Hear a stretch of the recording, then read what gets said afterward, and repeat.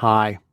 That's my I'm so street. I can't fucking help it. I am about as street comes. I'm so street, I'm like asphalt, baby.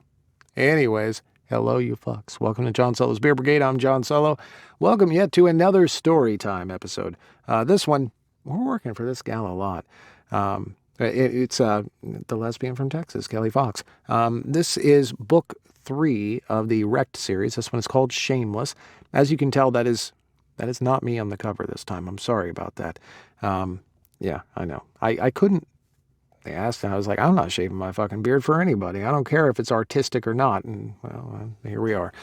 So, what we did today with this, and you guys just saw the story time for episode 2, or the story time for book 2 not too long ago, Surrender, which, by the way, y'all do this. Every time I was working on Surrender, I'd have to type out Surrender. I was like, Mommy's all right. Daddy's all right. He just seems... And I refuse to sing a Garth Brooks song, so we ain't singing Shameless today. But the story time for this rolled out real easy. These characters are natural, and they're really, really well written. It's ridiculous. We've got Rolly, and we've got Heath. I think you're going to have a lot of fun with them. What you're going to see is a live recording section from Chapter 1. And I'm sure it's Chapter 1 this time. I looked right there. It's still up on the fucking screen. So enjoy. Have fun, y'all. And obviously, let us know what you think.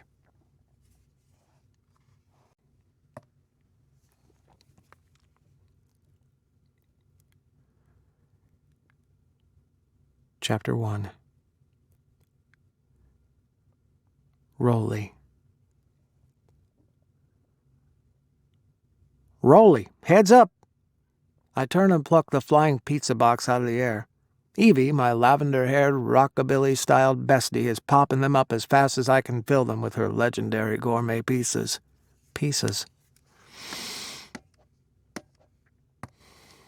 Heads up! I turn and pluck the flying pizza box out of the air. Evie, my lavender-haired, rockabilly-styled bestie, is popping them up as fast as I can fill them with her legendary gourmet pizzas. It's 10:30 in the morning, and we're racing to finish the pre-orders. There's already a line for dine-in, and wait times for a seat are starting to get ridiculous. Thank God y'all are opening up a second shop, I say as I slide 2 more pizzas.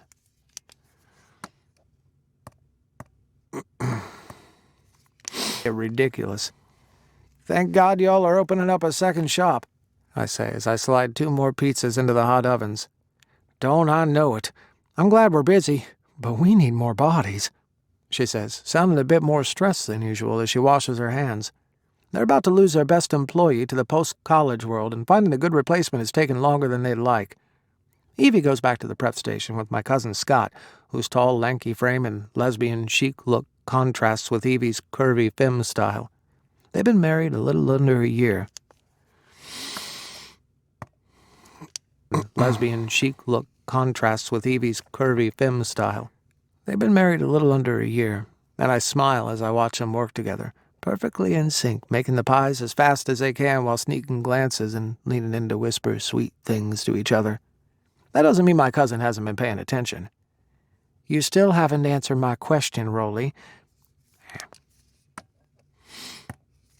Sweet things to each other. That doesn't mean my cousin hasn't been paying attention. You still haven't answered my question, Rolly. Evie and I have $5 on whether or not you get in before 2 this morning.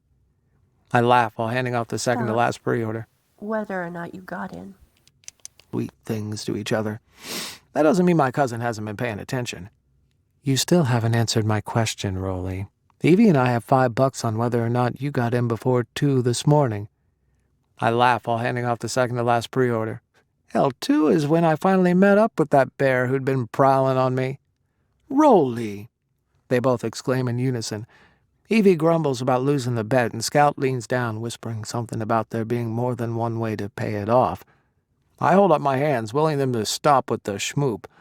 First of all, ooh, my virgin ears, to which they both laugh a little too hard. And second, I had to do the taxes for the gym. Scout arches one of her acrobatic eyebrows. Why don't you hire someone to do that? I don't know, the same reason you haven't hired more people here? I tease back. Honestly, it's no hardship for me to help out. Before my cousin Nick and I went in on Oh, no, the same reason you haven't hired more people here? I tease back. Honestly, it's no hardship for me to help out. Before my cousin Nick and I went in on the gym together, I worked here full-time as Evie's right-hand guy, and sometimes I take a shift just to be able to hang out with him. Evie squints at me. Still, you look fresh as a daisy. Aren't you tired? Stop. That should be Evie. The pizza fairy. Yeah, those voices, the names should totally be flipped. Take a shift just to be able to hang out with them. Evie squints at me. Still, aren't...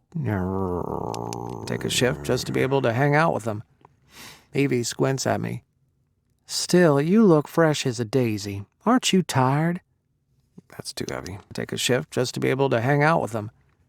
Evie squints at me. Still, you look fresh as a daisy. Aren't you tired?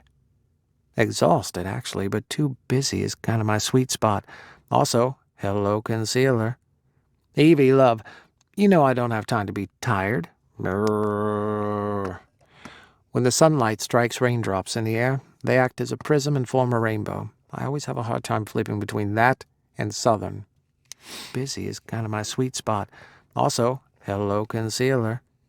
Evie, love, you know I don't have time to be tired.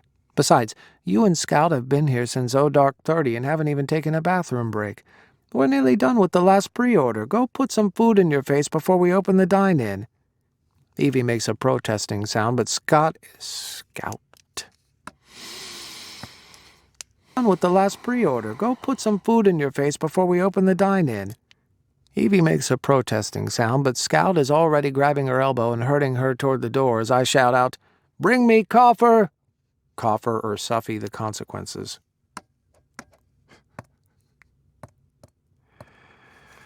But Scout is already grabbing her elbow and hurting her toward the door as I shout out, "Bring me coffee or suffer the consequences." They laugh, and I feel a twinge of jealousy when Scout snakes her long arm across Evie's shoulders and Evie looks up at her with those beautiful amber eyes, their love for each other undeniable. I remind myself of my strict policy against catching feelings and refocus on the task at hand, grateful for a few seconds of quiet before we open the doors to the growing line of people outside. The bell outside the door sounds out. For a few seconds of quiet before we open the doors to the growing line of people outside. For a few seconds of quiet before we open the doors to the growing line of people outside. The bell above the door sounds out a few minutes later, and a deep voice registers, 15 pizzas for Treadway. Working on that right now. I'll be there in a flash. Fresh out of the oven, I call out over my shoulder. I quickly put the last 3 pizzas into their boxes and carry them over to the counter. Need help carrying those out to your car, hon? These. I quickly put the last 3 pizzas into their boxes and carry them over to the counter. Need help carrying these out to your car, hon? Silence. I finish fiddling with the edge of the pizza box to make sure that it closes properly and look up, curious. Hot damn. Bear alert, DEFCON 1. Hot damn. Bear alert, DEFCON 1. I'm confronted with a deliciously brawny chest, dark hair sprouting from the top of a sharp patterned button-down. My eyes drift up, and a serious and seriously gorgeous face fills my vision, his thick brunette hair pushed up and back at a stylish angle. Think Kyle Andrew. Vision, his thick brunette hair pushed up and back at a stylish angle. Think Kyle Andrew, only chubbier and a whole lot beardier and inexplicably angrier. Be still, my heart. He hasn't answered, so I take a chance and flirt a little, hoping to give him a reason to smile. Oh, well, I guess not. Big, sexy guy like you. Bet you can handle 15 pizzas all by yourself. His face turns a bright red, and he steps back. What the fuck do you mean by that? He asks, his voice low and dangerous. Or what?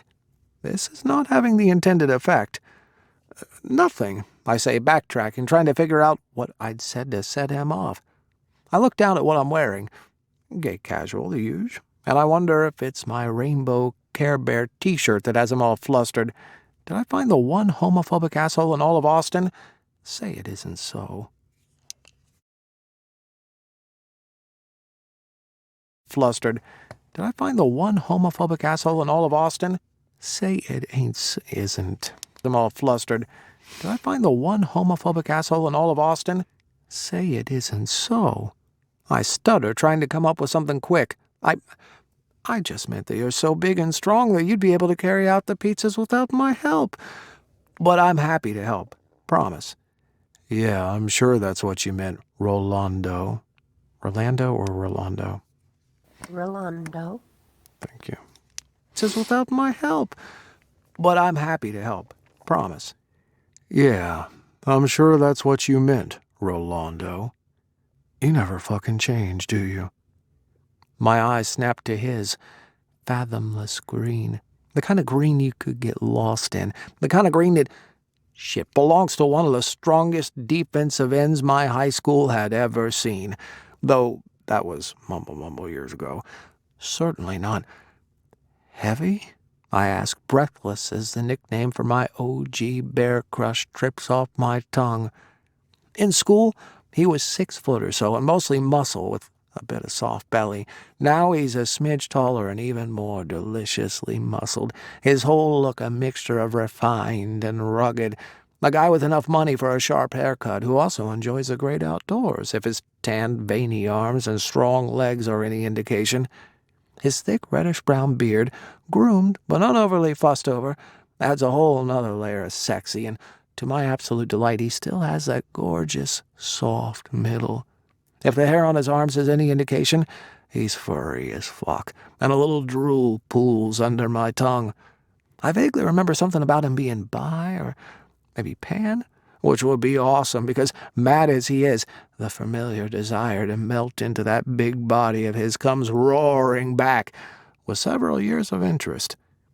As I'm admiring him, his chin drops to his chest, the red on his face deepening. I love Scout and Jean-Pierre to death, but I don't know why I thought I could invest with them and still avoid you. Should have known this shit was bound to happen. I'd run into you and you'd be that same shitty asshole. Wait, what? Huh? Eloquence, thy name is Rolly. Midway through chiding myself for being a blithering idiot, I realize that he's not just mad, he's mad at me. What in the gay hell? People love me. I'm the shit, the best friend, the go-to person. I continue to gape like an oxygen-starved fish, which seems to set him off even more. Why? I inarticulately ask. No need to keep shoving how fat I am in my face. I'm sure you think it's fucking hilarious that I got even fatter. Just fuck it. Give me the damn pies. Holy shit. Am I the one who made him self-conscious about all that gorgeous weight? Oh, God.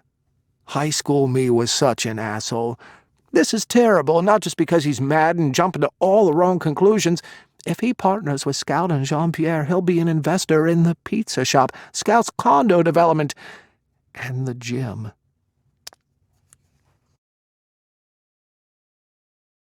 Development and the gym. Oh, say something, you idiot. Wasn't saying anything about your weight. Super promise. You're so strong. You could carry them one-handed. Whatever, I don't have time for this. It's all I can do to not leap into his arms and promise to make it better, though I'm sure his wife wouldn't approve. But no, that's wrong. He's not married anymore.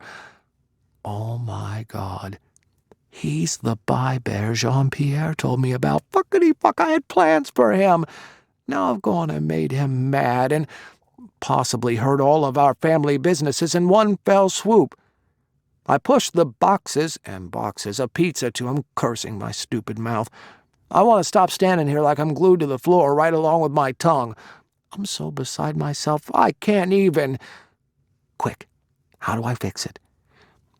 I am so sorry for the way I treated you back then.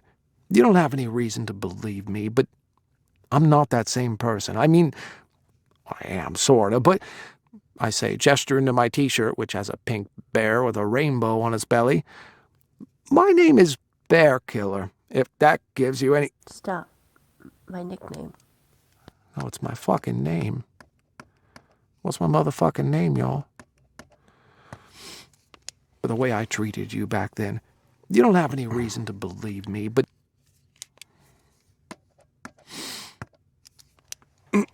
I am so sorry for the way I treated you back then. You don't have any reason to believe me, but I'm not that same person. Well, I mean, I am, sorta, but I say, gesturing to my t-shirt, which has a pink bear with a rainbow on its belly. My nickname is Bear Killer, if that gives you any...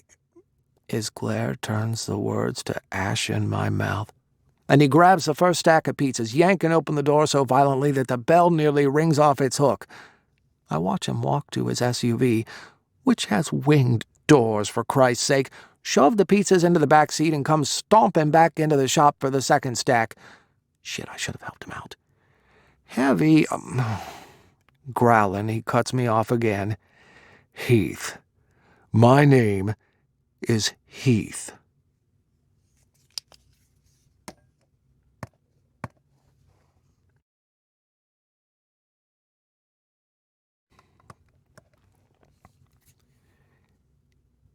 Heath. That asshole. I swear I'm not one to hold a grudge, but running into Rolly the day after yet another embarrassing grinder date was more than I could bear. That man's timing is, and always has been, the absolute worst. And it's annoying as hell that the one guy I get to hate with impunity is the one guy who's actually flirted with me. Heath, I'm really, really sorry. Please don't pull out of the investments with Pete and Scout. Please, I'll do anything. I am so sorry. I have the brief thought that it's funny that Rolly and I both tease our mutual friend Jean-Pierre with the same nickname. Refocusing on the little shit, I snap out, that's business. This is personal. And I don't factor in fuckboys when making financial decisions. Oh, I was hoping to enjoy a sense of righteous retribution with my...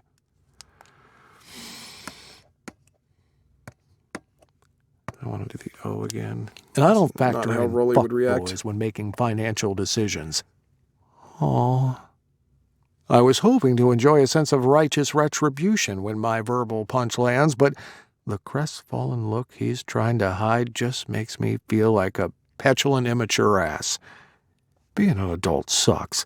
And just being honest here, I did factor in the reality that he and Nick run that gym like a Swiss timepiece. Not that I'd tell him that. He's physically quick, like I remember, and slinks under the counter, then opens the door for me, looking thoroughly chastised. I really am sorry, he mumbles. Whatever, Rolly.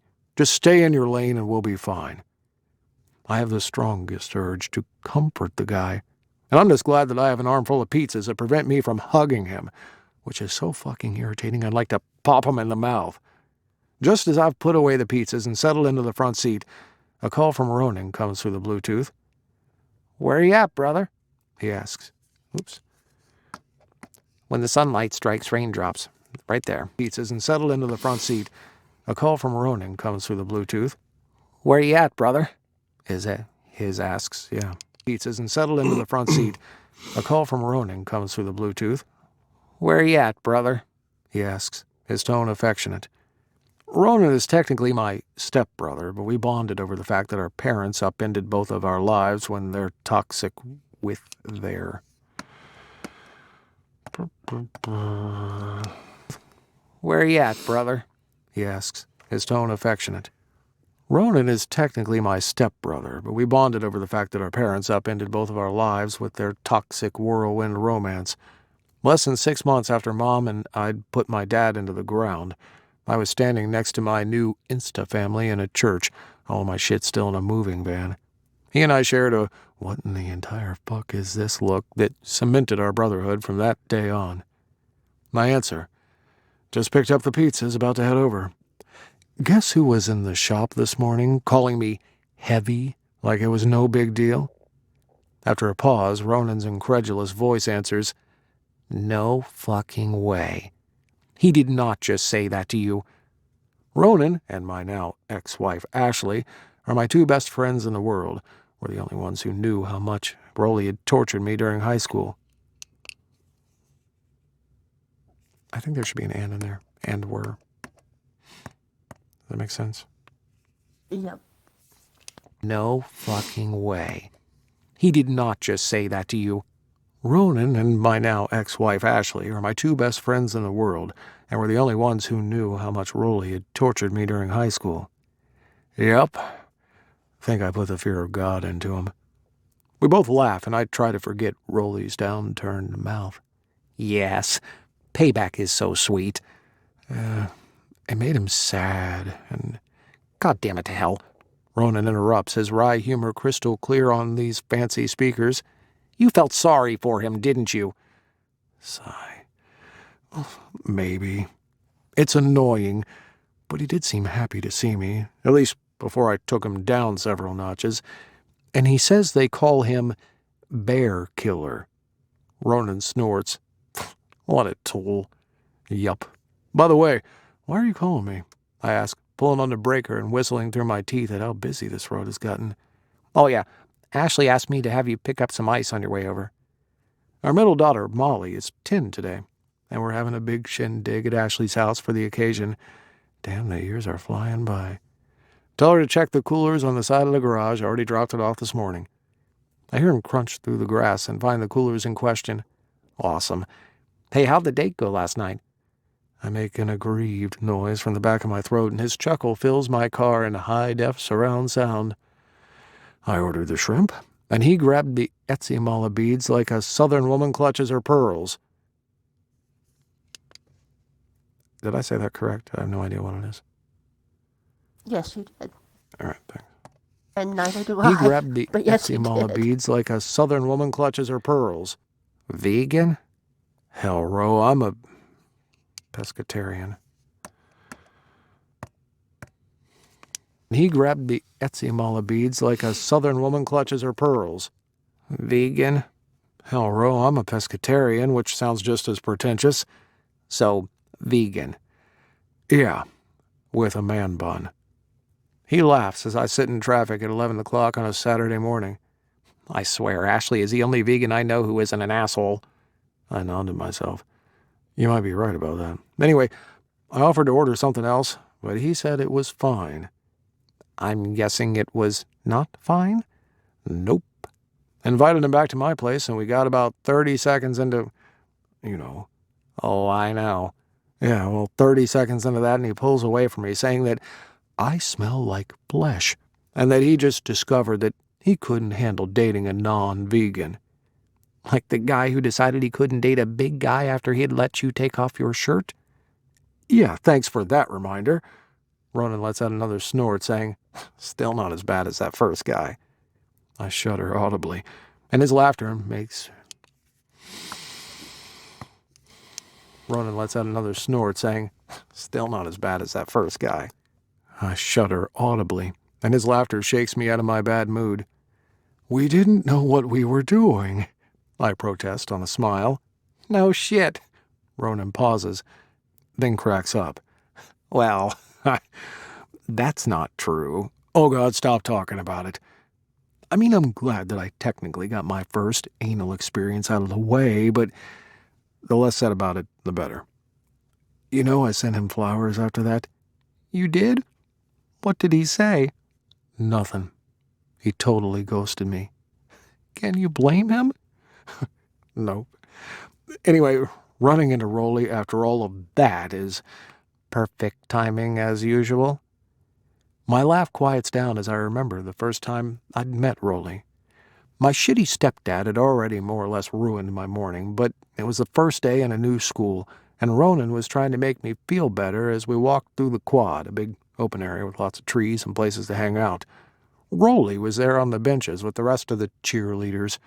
So damn sexy, with his defined cheekbones, full lips, gorgeous brown skin, and that popped eyebrow of his.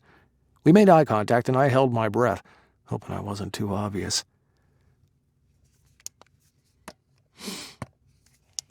We made eye contact, and I held my breath, hoping I wasn't too obvious. Oh, you're cute, but you're heavy.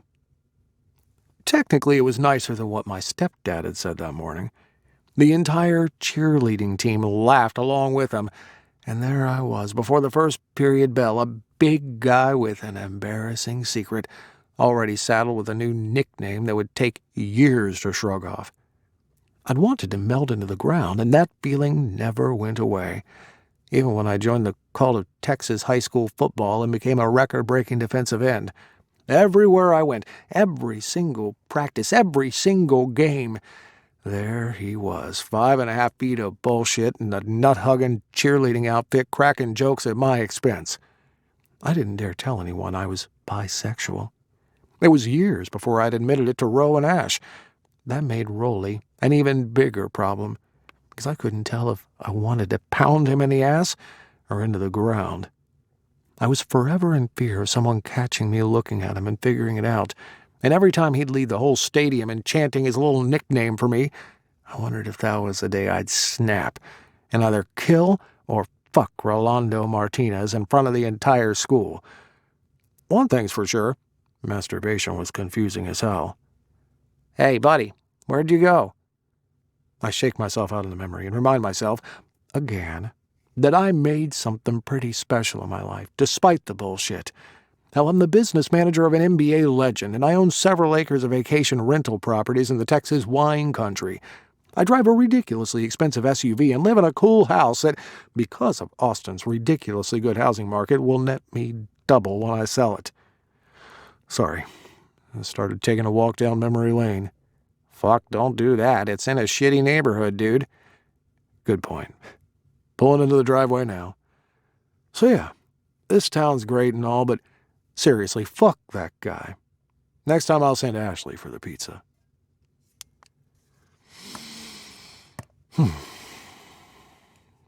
Great job. Thank you. These guys feel natural.